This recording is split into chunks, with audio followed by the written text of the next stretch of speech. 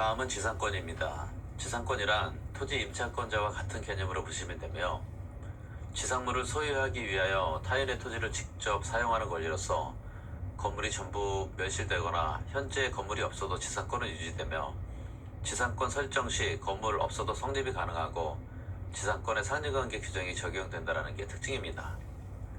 279조는 지상권자는 타인의 토지에 건물, 기타 공작물이나 수목을 소유하기 위하여 그 토지를 사용하는 권리가 있다라고 규정하고 있습니다.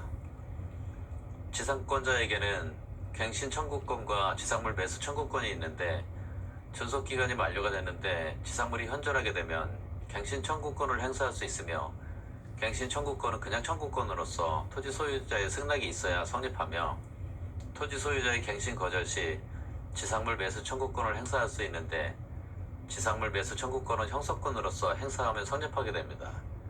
즉, 설정자는 반드시 지상물을 매수해야 하는 거죠.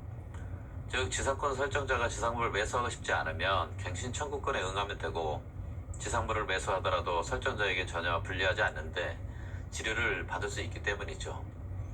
지상권 설정자에게도 지상물 매수 청구권이 있다는 거 필히 기억하십시오. 지료의 지급은 지상권 성립 요건이 아니며 지료는 금전에 한하지 않는다. 지료의 지급은 전세권의 성립 요건이다 라는 전세권과 비교해서 알아두십시오.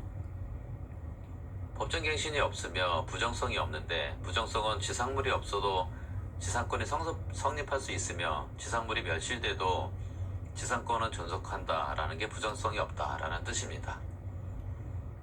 최대한 존속기간 제한 규정이 있는데, 경고한 것과 수목 같은 경우에는 30년, 이도저도 아닌 것은 15년, 공작물은 5년이며 존속기간을 정하지 않은 경우에는 30년, 15년, 5년으로 봅니다. 최장 존속기간 제한 규정 없고 영구 무한이 가능한데, 공작물의 종류와 구조를 정하지 않은 경우에는 15년으로 하고, 뒤늦게 철근 콘크리트 건물을 지어도 15년으로 보며, 수목을 소유할 목적이면 언제나 최소 30년을 보장하며, 건물을 지을 목적으로 지상권 설정 계약을 체결하면서 존속기간을 정하지 않은 경우에는 15년으로 합니다. 물권적 청구권은 두 가지가 있는데, 지상권에 기한 물권적 청구권과 점유권에 기한 물권적 청구권 두 가지입니다. 지상권의 처분에는 설정자의 동의나 금지가 필요 없으며 양도, 임대, 담보 제공이 여기에 해당됩니다. 지료 체납의 효과는 2년 이상 연체 시 소멸 청구를 할 수 있는데, 소멸 청구권은 형성권으로서 말소 등기 없이 가능하며, 체납한 지료의 합산액이 2년분에 이르러야 소멸 청구를 할 수 있습니다.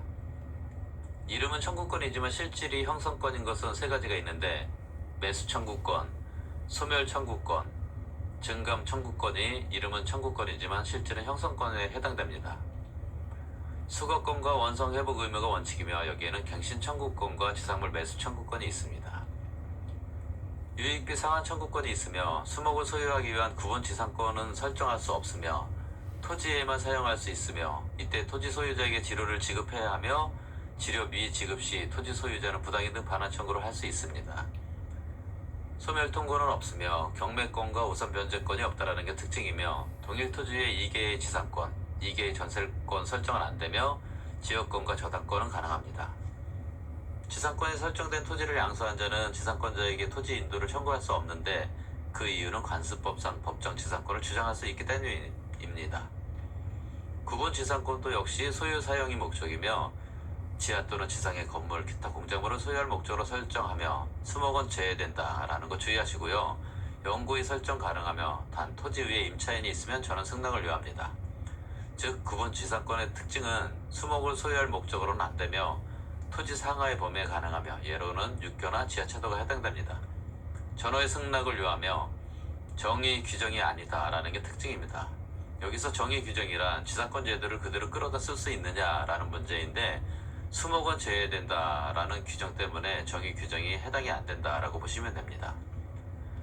분묘기지권도 역시 소유 사용한다라는 점에서 지상권과 같은 개념인데, 특징은 시효 취득 시 토지 소유자에게 지료 지급 안 한다. 점유의 포기가 없더라도 포기 의사 밝히면 소멸한다. 암장, 평장, 단분, 쌍분 형태의 분묘 설치는 불가능하다.